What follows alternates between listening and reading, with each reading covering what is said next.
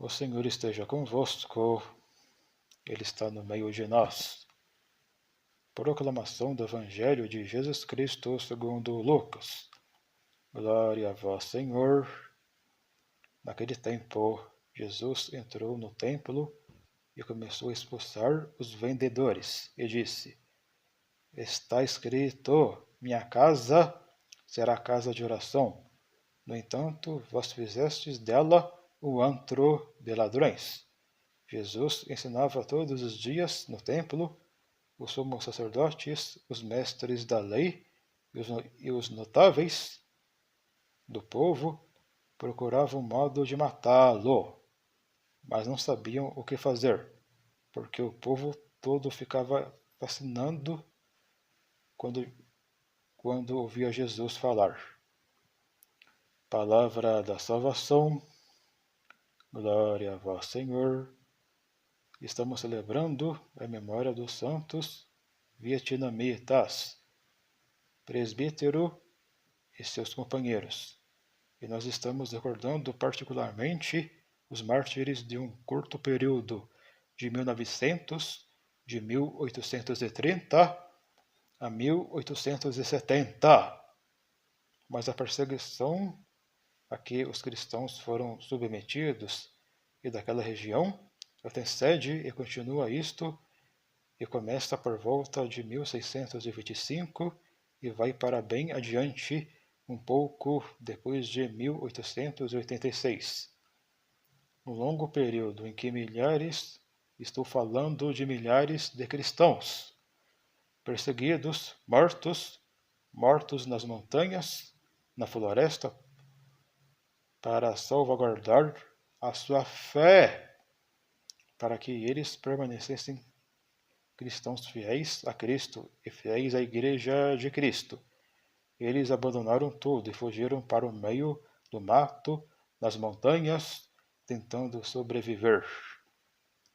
Depois, muitos foram pegos e mortos. Mas percebe aqui, se nós não tivermos em mente o porquê eles fizeram tudo aquilo, nós não iríamos compreender. Isto é eles. Queriam salvar a fé, eles estavam dispostos a perder tudo de alguma maneira. Nós nos recordamos da primeira leitura de ontem, retirada do primeiro livro dos Macabeus, em que Matatias também foge com seus filhos, com seus parentes e com outros, que para permanecerem na fidelidade ao Deus verdadeiro, abandonam tudo. Nosso problema, o problema dos cristãos atuais, é que nós queremos conciliar tudo. Nós não queremos perder nada. Nós queremos continuar tendo fé em Deus desde que isso não nos custe tanto assim. Nós queremos ser católicos, nós queremos adorar o Deus verdadeiro. Nós queremos dar alegria a Jesus Cristo, desde que isso não nos cause pesar, desde que isso não nos cause tristeza. Mas esta separação nós não iremos encontrar, porque o próprio Jesus disse: quem quiser me seguir, renuncie a si mesmo, tome sua cruz e me siga. O próprio Jesus disse: quem ama mais seu pai e sua mãe, seu irmão, sua irmã, seus bens, sua vida, sua saúde, seu conforto, seu emprego, mais do que a mim, não é digno de mim. Então, é por isso que nós precisamos todos os dias pedir a Nosso Senhor que Ele nos conceda a visão da fé, para que nós isso façamos.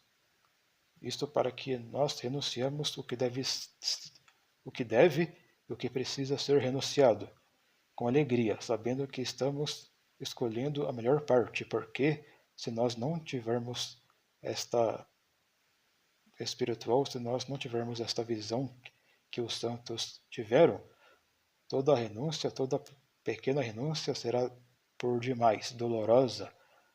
Nós até poderemos, pelo menos no início, até poderemos permanecer na fé, mas seremos cristãos tão tristes, tão desanimados que iremos desanimar outros e mais cedo ou mais tarde nós também iremos abandonar a nossa fé. Por quê?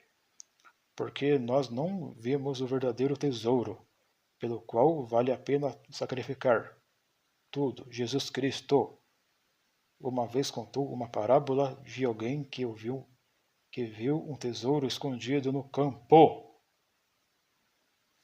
E ele vendeu tudo o que tinha para comprar aquele campo.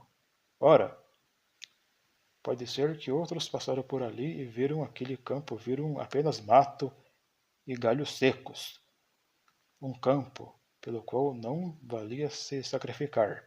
Mas quem viu o tesouro escondido naquele campo sabia que valia a pena vender tudo o que tinha para comprá-lo, porque ele tinha um tesouro escondido. Pois bem, Deus é este campo, o reino dos céus é este campo. Isto é, quando você vê que existe um que não é um tesouro, em Deus ele é o próprio tesouro. Não é que existe um tesouro no reino dos céus. O reino dos céus, que é estar com Deus, amar a Deus, e por ele ser amado, é o próprio tesouro, pelo qual vale a pena tudo sacrificar. É por isso que nós iremos encontrar esses mártires que estavam dispostos a perder tudo. Nós, às vezes, reclamamos, ficamos patinando no mesmo lugar, porque não queremos renunciar isto ou aquilo. Mas quem viu o verdadeiro tesouro, quem tem uma visão espiritual, não tem disposto apenas renunciar isto ou aquilo, mas está disposto a renunciar a qualquer coisa para não perder Jesus, para não perder o céu, para não perder a sua salvação, para não perder o que verdadeiramente importa. De modo que, quando nós celebramos os santos de uma maneira particular, os mártires, nós precisamos pedir a Deus esta sabedoria. Senhor, concede-me esta visão espiritual, concede-me esta sabedoria para que eu esteja disposto a qualquer coisa para não te perder, Senhor. Concede-me o teu amor ao meu coração, para que eu queira e tenha a graça necessária para que isso que eu queira te amar com todas as forças do meu coração, como amaram os santos e os mártires, e encontraram neste amor, que tem um tesouro de cruz, haverá um aspecto doloroso no amor a Deus.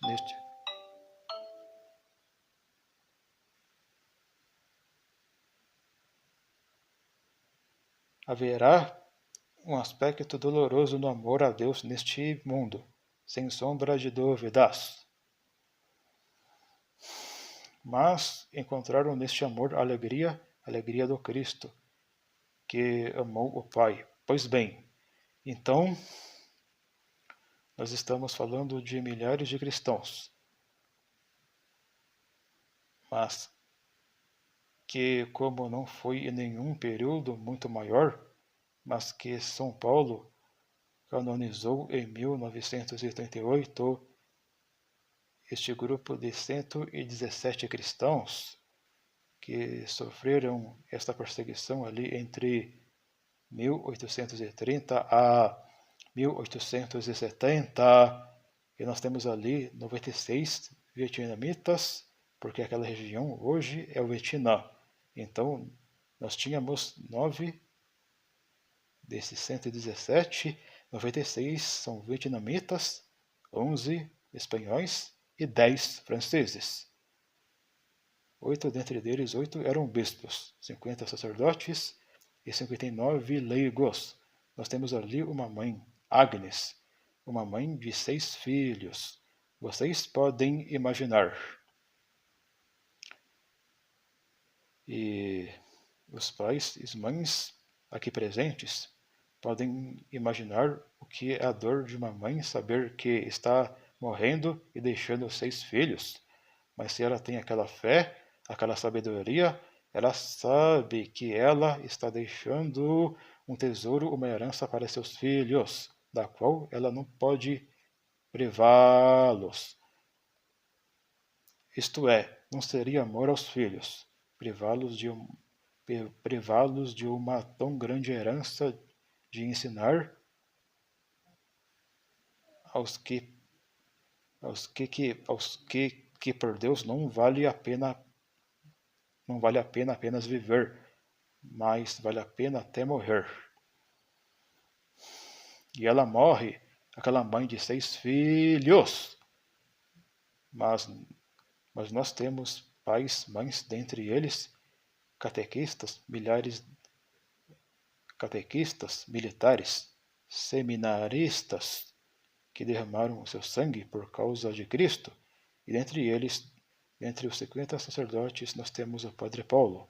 O Padre Paulo que ele escreve para seus alunos do seminário, falando a respeito dos suplícios. Aqui ele estava sendo submetido na prisão e ele já tinha sido preso várias vezes. E os cristãos iam e pagavam a sua soltura. Só que, como ele continuava no ministério, como ele continuava propagando a fé, ele era preso novamente. Até que, por fim, aqui ele foi preso e o destino final foi a morte. E muitos destes que eram presos, eles eram encarcerados, existia um centro rito, eles primeiramente eram flagelados, isto é, eram surrados ao extremo, de modo que lhes cortassem bastante as carnes, para que eles sangrem e sangrem abundantemente, não para matá-los, mas para lhes causar muita dor. E eles eram apanhados num quarto, numa sala escura, sem ventilação, para que ali eles, mais assim, apanhados ao ponto de não conseguir se agachar, quanto mais se deitar, então eles passavam de 3 a 4 dias em pé, e alguns começavam a morrer asfixiado.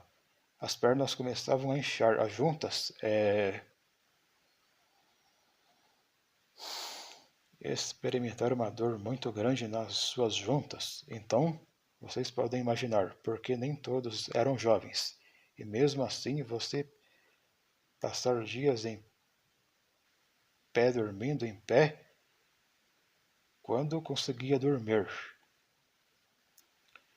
Então, muitos morriam, outros até enlouqueciam, porque naquele quarto escuro, não ventilado, vendo pessoas morrendo, fazendo ali as suas necessidades. Então, era uma morte terrível. Pois é, então o Padre Paulo, aqui ele escreve relatando a sua experiência da prisão. E aqui é o, digamos, o coração da homilia de hoje.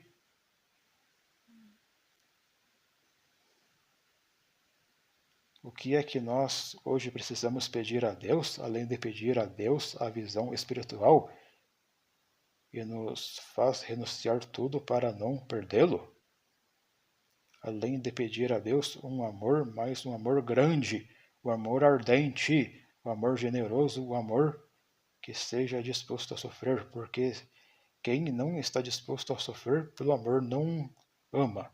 Um pai e uma mãe que não amam, que não estão dispostos a sofrer pelos seus filhos, eles não amam seus filhos. Um esposo que não está disposto a sofrer pela sua esposa, ele não ama, e vice-versa. A esposa que só quer ser servida pelo seu marido, ela não ama o seu marido, que quando Cristo nos amou, por nós se entregou. Então, a expressão mais a expressão mais além de pedir tudo isso.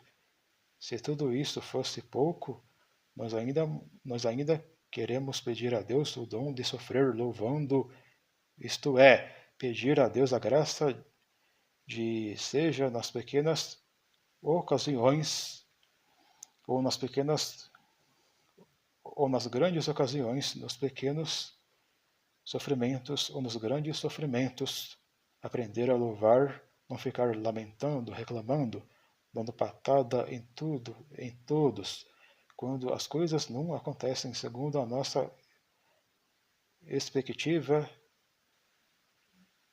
mas de oferecer ao nosso Senhor este sacrifício de louvor, oferecer ao nosso Senhor um louvor em meio às lágrimas. Então vamos lá, pedir a graça e nos exercitar nessas ocasiões que nós iremos experimentar, porque todos nós temos pequenos problemas na nossa vida. O problema é que nós não temos virtude de viver de uma maneira de experimentar, de passar por aquela provação de uma maneira que seja um louvor a Deus. Por quê? Ou nós ficamos reclamando, ou nós ficamos batendo nos outros com o nosso mau humor, ou nós ficamos tão entristecidos ao ponto de entristecer o coração de Deus. Santa Teresinha, quando sofria, e sofreu muito, ela tinha, entendamos o amor do coração da nossa santinha, ela tentava sofrer de uma maneira tal que Jesus não percebesse que ela estava sofrendo, porque ela não queria dar essa tristeza a Jesus. A gente, quando sofre, estampa na cara para todo mundo ver que a gente está sofrendo. Quando a gente está de mau humor, fica com a cara de bicho em casa para todo mundo ver que você está de mau humor, quer dizer, não tem virtude ao sofrer.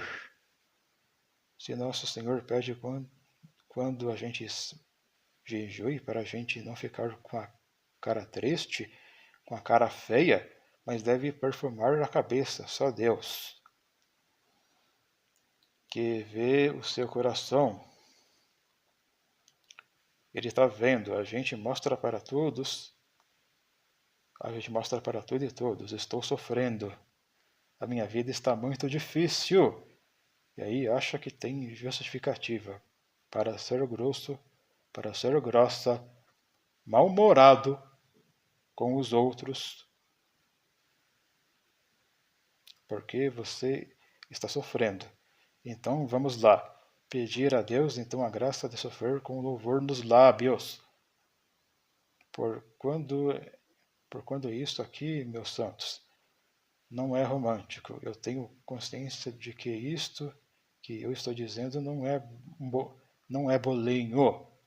Mas se você não pedir esta graça, que é uma graça, eu tenho consciência de que isto que eu estou dizendo não é bolinho.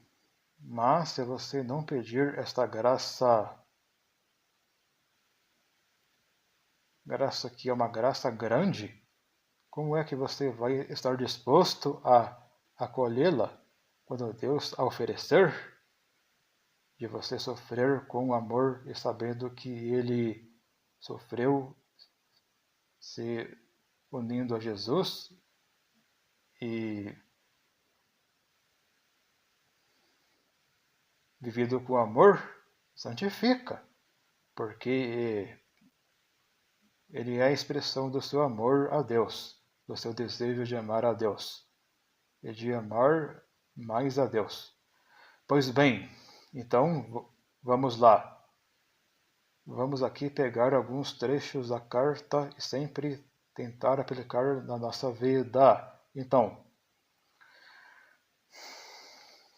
o Padre Paulo aqui estava preso e ele escreve para os seminaristas: Eu, Paulo, preso pelo nome de Cristo, quero louvar ao vosso conhecimento as minhas tribulações cotidianas que me assaltam de todos os lados.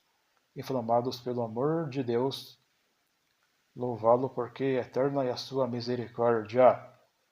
Então eu quero louvar a Deus, porque ele sabia que ele estava sendo sustentado por Deus, porque ele sabia que sem a graça de Deus ele não conseguiria louvar a Deus, e sem a graça de Deus ele já teria se desesperado no cárcere.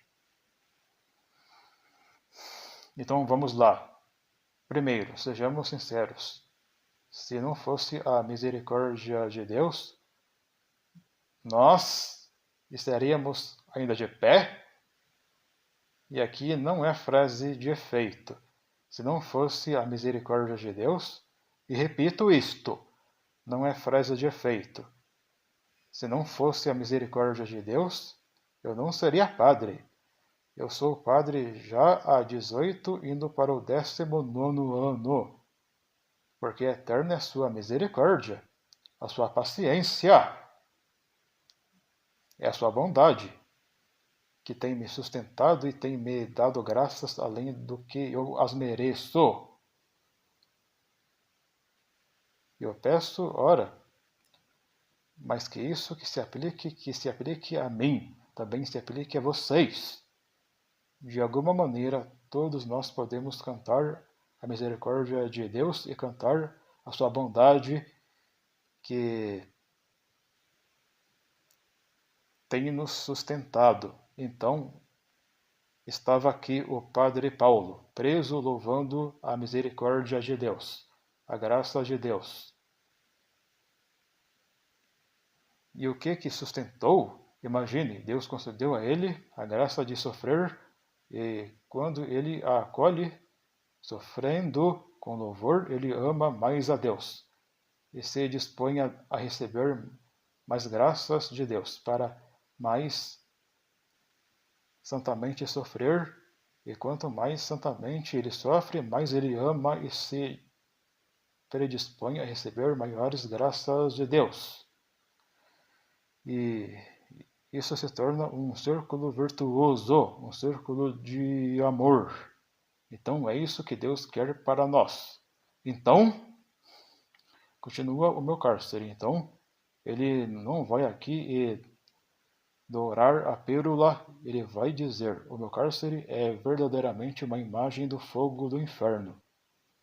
Isto é, aqui é horrível, o sofrimento aqui é terrível.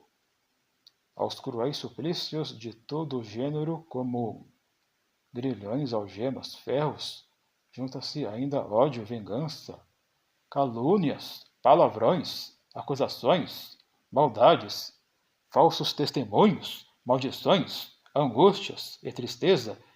Nós poderíamos até acrescentar que é sujeira. Imagine ali todo mundo fazendo as necessidades ali, naquela sala, naquela prisão não ventilada, fome, sede, misericórdia. Então ele descreve para dizer: está sendo terrível, mas Deus tem me sustentado, porque eterna é a sua misericórdia. Graças a Deus, no meio desses tormentos que continuam a apavorar os outros, eu me sinto alegre e contente, pois não me julgo só, mas com Cristo, nosso Mestre, suporta todo o peso da cruz, deixando-me apenas uma pequena, ínfima parte. Isto é, Ele está comigo, Ele sofre comigo, Ele não me abandona. Eu não estou sozinho. Aqui me lembro o martírio das santas. Perpétua e felicidade. Perpétua, grávida, gritando antes de ser lançada às feras. As duas foram presas. Perpétua era a patroa, Felicidade era criada da Perpétua. E ambas eram cristãs. E ambas foram descobertas como cristãs. E Perpétua estava grávida e deu à luz na cela. Ela gritava de dor, como a toda mulher, pelo menos normalmente num parto normal. E ela gritava de dor. E o carcereiro passou e disse: E agora está gritando, quero ver amanhã, quando for lançada as feras. E ela responde: Lá, quando for lançar as feras, o meu Senhor estará ao meu lado, me sustentando, como esta consciência de que o mártir ou esta consciência de que nós nos sofrimentos somos sustentados por Deus. Então, é isto aqui, o que o padre Paulo está dizendo. Muitos estão se desesperando, mas eu estou em paz. Misericórdia, eu quando leio este relato até me espanto. Sinto-me alegre e contente. Como, pelo amor de Deus, alguém numa situação assim pode estar alegre e contente porque nós estamos falando de virtudes heróicas. Nós estamos falando de virtudes sobrenaturais. Não estamos falando de uma graça concedida do alto. Nós estamos falando de uma força humana, de uma boa vontade humana. Eu estou falando de uma graça que Deus concede àqueles que a suplicam. É por isso que nós precisamos suplicar para que nós possamos viver sobrenaturalmente as nossas pequenas dores, para que também sobrenaturalmente possamos viver as grandes dores e elas se apresentem a nós. E aí continua o padre. Eu não estou lendo todo o texto, toda a carta dele. E ao ouvirdes tudo isso, dai alegremente graças imortais a Deus. Quando vocês recebem esta carta e ouvirem todo o sofrimento pelo qual eu estou passando, mas eu estou bem, porque Jesus está comigo. Por favor, ao invés de ficar entristecidos, deem glória a Deus. Deem alegremente graças a Deus, do qual procedem todos os bens. Bendizei comigo, Senhor, porque eterna é sua misericórdia. Tudo isto vos escrevo para unir-lhes a vossa fé no meio desta tempestade. Eu lanço âncora minha viva esperança no trono de Deus. No meio deste sofrimento, eu me volto para Deus em Deus e me jogo debaixo do seu santíssimo sangue, do seu preciosíssimo sangue, tudo isto. Caríssimos, correi de tal modo que possais alcançar a coroa. Ele escreve para aqueles seminaristas, aqueles que também posteriormente seriam presos e mortos. Eu vos escrevo para que vos corra de tal modo que possais alcançar a coroa e vestir-vos com a couraça da fé. Tomai as armas de Cristo. Aqui não é como não recordar Efésios capítulo 6, versículo 10 ou 20, que fala, armadura de Deus, que precisamos nos revestir, porque os tempos são maus. Efésios capítulo 6, versículo 10 ao 20. Então, nós precisamos nos revestir das graças, dar graças a Deus, nos revestir de Cristo, como na escuta orante sua palavra. Quando você ouve a palavra de Deus para colocá-la em prática, você se reveste da couraça de Deus. Quando você recebe devotamente os sacramentos, você se reveste da couraça de Deus. Quando você invoca a proteção dos anjos, dos seus santos da guarda, você se reveste com a couraça de Deus. Quando você pede a Deus que lhe aumente a fé, a esperança, a caridade e outras virtudes, você se reveste da couraça de Deus, para se revestir os dias maus, para resistir os dias maus, para resistir nas circunstâncias, nas pequenas provações da vida, como nas grandes, quando elas se apresentarem. Então, revestir-se de Deus. E continua ele: vinde em meu auxílio com suas preces, rezai por mim, para que eu possa combater segundo a lei o bom combate. Então, por fim, ele pede que aqueles seminaristas rezem por ele, para que ele possa, como São Paulo, combater o bom combate, terminar sua corrida, guardar a sua fé, para que possa receber a coroa da glória. Peçamos a Deus uma semelhante disposição interior, para que nós possamos ser cristãos católicos de fato, senão nós teremos apenas um verniz de cristãos. E quando vierem as provações maiores de todos nós aqui, quando eu falo de provações maiores, eu não estou falando das provações do fim dos tempos. Não, eu estou falando de provações que nos visitarão todos os dias. Todos. Eu estou falando das provações que nos visitarão. Todos. Uma situação mais pesada, difícil, se nós não estivermos fortalecidos, nós não resistiremos. E pode ser que você